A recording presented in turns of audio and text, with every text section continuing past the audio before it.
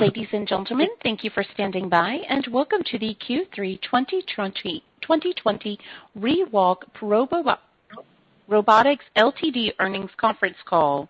At this time, all participants are in a listen-only mode. After the speaker presentation, there will be a question-and-answer session. To ask a question during the session, you will need to press star 1 on your telephone keypad. If you require any further assistance, please press star then 0. I would now like to hand the conference over to your speaker today, Ori Gon. Thank you. Please go ahead. Thank you, Brandy. Good morning and welcome to ReWalk Robotics third quarter 2020 earnings call. This is Ori Gon, ReWalk Chief Financial Officer, and with me on today's call is Larry Jasinski, Chief Executive Officer. This morning, the company issued a press release detailing financial results for the 3 and 9 months ended September 30, 2020.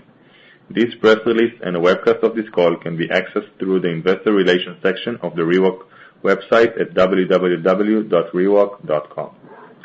Before we get started, I would like to remind everyone that any statements made on today's conference call that express a belief, expectation, projection, forecast, anticipation, or intent regarding future events and the company's future performance may be considered forward-looking statements as defined by the Private Securities Litigation Reform Act. These forward-looking statements are based on information available to ReWalk management as of today and involve risks and uncertainties, including those noted in this morning's press release and ReWalk's filing with the SEC. Such forward-looking statements are not guarantees of future performance. Actual results may differ materially from those projected in the forward-looking statements.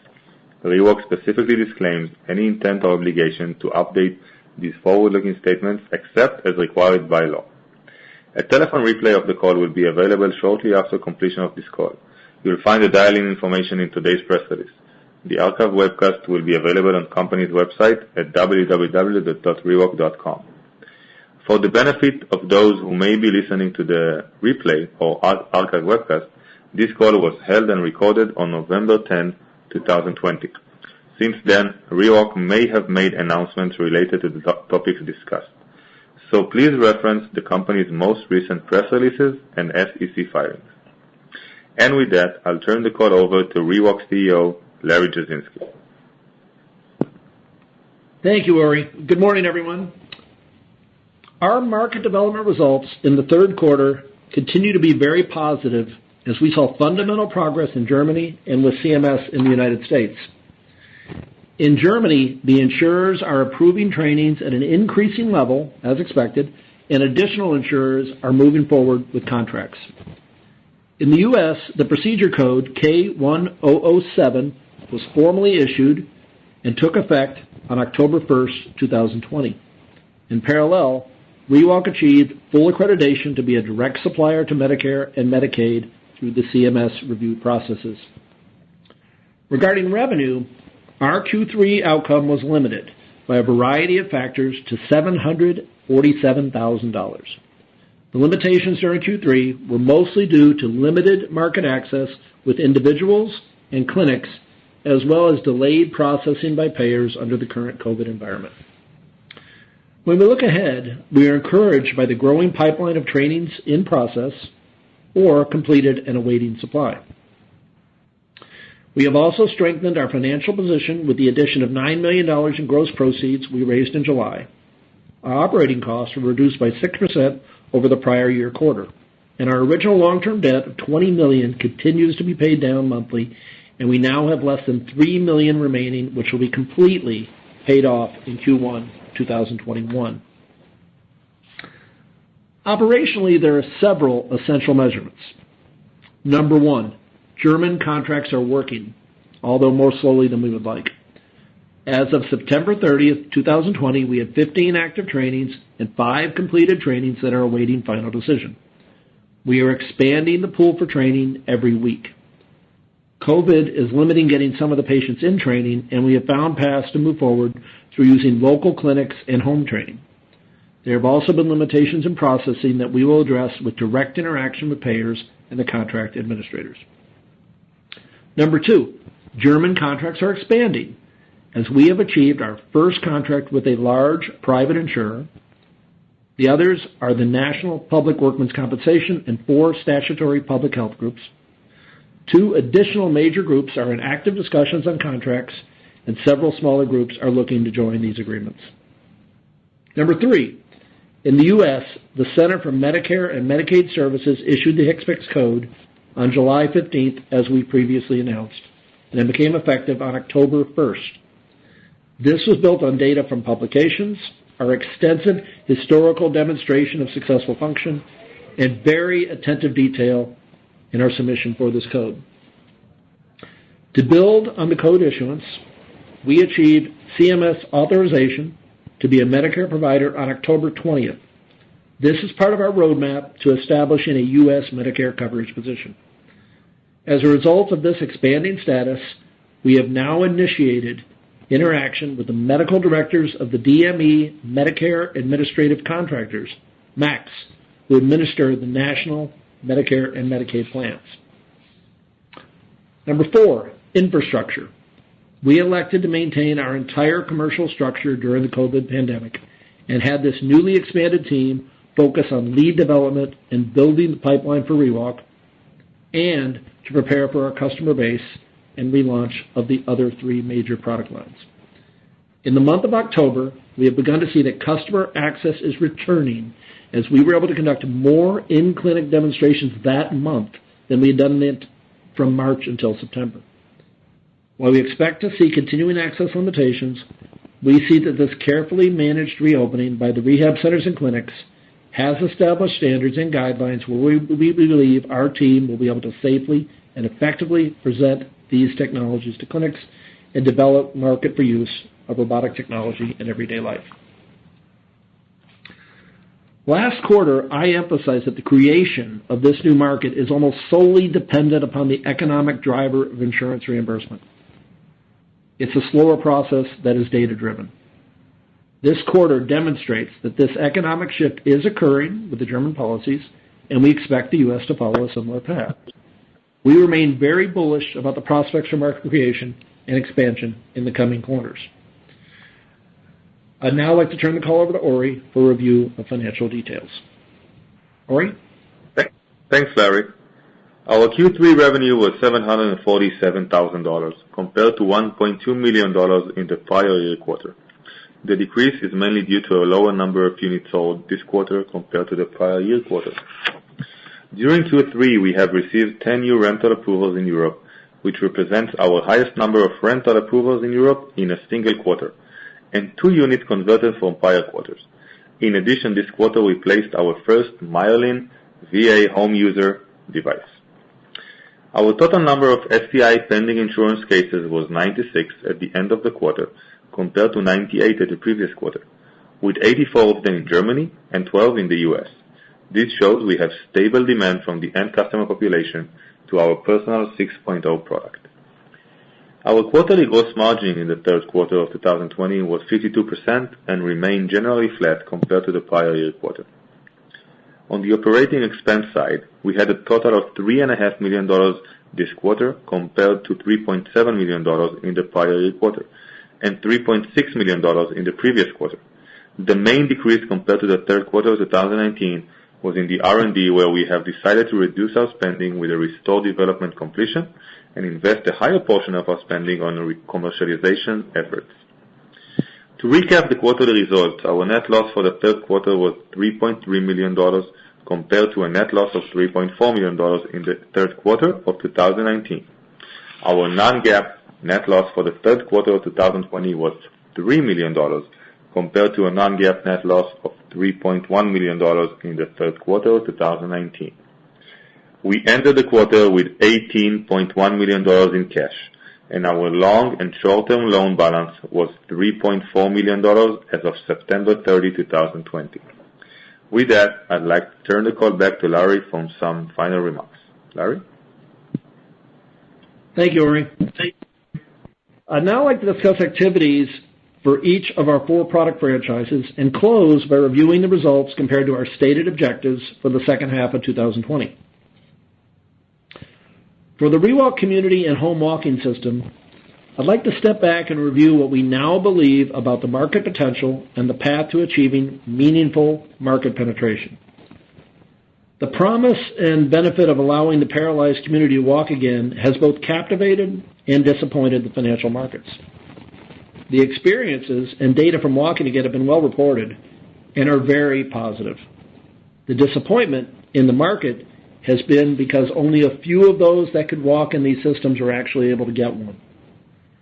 The primary limiting factors have been data and subsequent coverage policies and contracts. The data expanded significantly over these past 6 years, and that has supported the recent actions by governments issuing codes and the completion of contracts by insurers.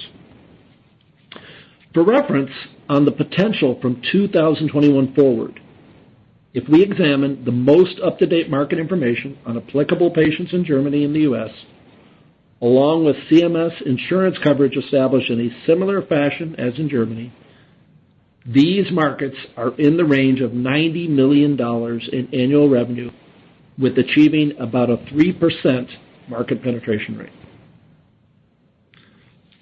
These coverage accomplishments and goals are the next step in achieving true commercial development of this sizable market. The tedious detail of building acceptance of reimbursement has been lengthy. Germany has set the standards, and they're now implementing. The U.S. and Medicare system has moved forward with the code, and in parallel, the VA already has a coverage policy in place. Now, looking at the process of the relaunch for Restore and the launch of the MyoCycle for exercise with the SCI community and the MediTouch glove, leg, and arm balance systems, they've all become active in October as we were finally able to engage a portion of the clinics regarding our two technologies. We are finding interest from the national account chains in the U.S. and in the EU for each of these products, and in some cases for bundled offerings. We have previously presented the clinical value of each of these franchises and been able to restart over these past 6 weeks. We look forward to presenting more in the quarters ahead. On our Q2 call, we provided 6 measurements and objectives for the second half of 2020. Here's our status.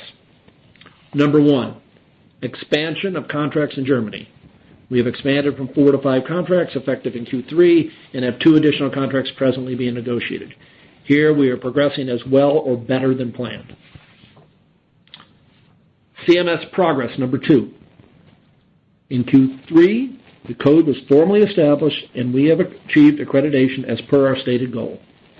We also submitted supportive materials for pricing and were subsequently informed that due to COVID, pricing will be done with the local MACs, the Medicare Administrative Contractors, for the time being. As a result of these prior steps and due to the data that we have now initiated interaction on contracts and have the first meeting scheduled. We cannot yet forecast the results or timeline for any level of coverage, but we are satisfied that we have met our goals for the second half of 2020.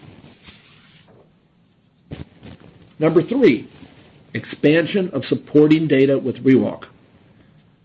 We are building upon 6 years of experience and have gained access to multi-year data on the user's health pre- and post-injury. This ongoing review of medical records and historical data pre-SCI injury and post their provision of an exoskeleton.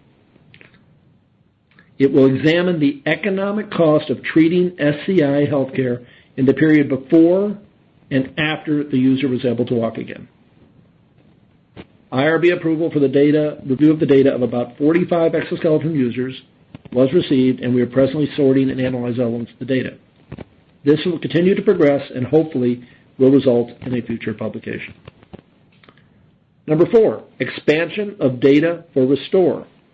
Restore has formal studies ongoing from 2 of our original U.S. study sites, and we have evaluations underway with national and regional chains in the UK and the U.S. These new evaluations will build our experience and allow for data in consideration of future contracts. Number 5, an effective relaunch of Restore. We have had a number of recent placements in October and have begun to present the product in key accounts again. The potential with the larger chains is encouraging, but we must get them fully trained and have them achieve excellent clinical data outcomes in this process. The market appears to be reopening to this breakthrough, compact, lightweight, less expensive exosuit technology. Number 6, measurable placements of the MyoCycle and MediTouch. It's still a work in progress, but we are now achieving placements of the MyoCycle due to the VA contract and our work with workman's comp groups. We should achieve our goals with the MyoCycle. The MediTouch has excellent potential, particularly in the field of telehealth. We now have a telehealth package and have recently presented it to our first accounts. We anticipate placements for both offerings in 2020, but realize volume may take a little longer for the new technology and capital processes for the industry. We see these as an important portion of our 2021 growth. The pathway of building the company for the end of 2020 and for 2021 is through careful financial management, growing the ReWalk home product by a substantive amount in 2021, gaining significant 2021 growth through our 3 new product lines. The ReWalk growth will be based on the current German product line and pipeline. The U.S. growth will rely on a workman's comp and VA focus combined with CMS activities that allow placements to start in that segment. The other lines will grow effectively as clinics are open to new technology as COVID is managed and controlled. Thank you for your time and interest today. I'd like to turn the call over to the operator for questions at this stage. Operator, please go ahead with the instructions. At this time, if you would like to ask a question, please press star, then the number 1 on your telephone keypad. Again, that is star, then the number 1. We will pause for just a moment to compile the Q&A roster. Your first question comes from the line of Sean Kane with H.C. Wainwright. Hi. Thank you for taking my question. Hello? Hi, Sean. Hello. Hi. So your CMS code has been, it's effective now, right? It means it has been assigned with a dollar amount? The code is effective as of October 1st, so yes, it is effective. The dollar amount, which we had looked to be set up in a similar cycle and had made a submission, due to COVID, they did not complete pricing, so they have left us with pricing will be done with the local max. So each of the individual Medicare contractors will work with us on the pricing, and those are some of the meetings that we have now set up. I see. So how are your U.S. reimbursement talk progressing with private payers now that you have a CMS code is in effect? Is it helping anyway? In the short term, it has not affected us greatly. I would note, some of the private payers did support the issuance of the code, which is very important. And we are going to try to set up specific contracts with private payers in parallel with working with CMS. But our immediate focus, at least for the past few months, has been specifically with CMS to get everything aligned, accreditation, as well as all of the supporting material to move that towards a contract. And we'll be doing similar follow-ups with the private payers subsequently, but we haven't done any yet. I see. And what is your plan for relaunch of Restore? So it's probably 2021 event. Like, do you have a ballpark timeline for that? Well, we've actually started here in October. Really? Okay. Yeah. So we're fortunate. We have accounts that have brought in the product, and our focus initially has been a little more national accounts. So we at least have a couple of national chains that have brought the product in for evaluation. During the COVID period, they were not taking on any new technology. We're only going to stay with active products because they didn't want to train their physiotherapists on a new technology because in many cases those physiotherapists were either furloughed or with COVID they simply weren't seeing new technology. So we're starting that here in October, and that obviously runs well into 2021. But we see a significant amount of our growth next year from those 3 product lines being able to be effectively launched since they were put on hold with COVID. I see. Sounds good. One last one, quick. Could you provide another commentary on cash runway and operating expenses going forward for Q and maybe beyond? Ori, would you take that? No problem. So, as mentioned, we entered the quarter with $18.1 million in cash. You can see that our operating expenses are pretty much stable in the last couple of quarters, in about 3.5, 3.6, depending on specific quarters. This is the current structure of the company. We'll obviously always monitor and see if we can find other specific segments to be a little bit more efficient. But currently, that's generally the ballpark. And on the cash flow side, I think it's also again important to note that we are almost done with the Krios loan. So on the cash burn side, it will be reduced at the end of Q1. So this is something we will be over with soon. On the operating cash flow side, you see this quarter landing at about $2.6 million in operating cash burn. So that's also a very positive improvement if you compare to previous quarters and years before that. So we've done a very significant effort there, and with the growth that we hope will come in the future, we can even take it lower. Sounds good. Very helpful. Thank you. And again, to ask a question, please press star, then the number 1 on your telephone keypad.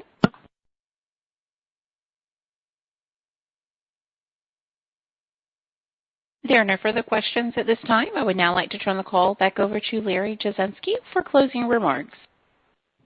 Thank you, operator, and thanks everybody for joining us today. We look forward to continuing providing information on the growth and development of our markets going forward. And we're in a period where we're finally starting to see these markets reopen, which is really important to all of us. So thanks for your time today. Have a great day. This concludes today's conference call. You may now disconnect.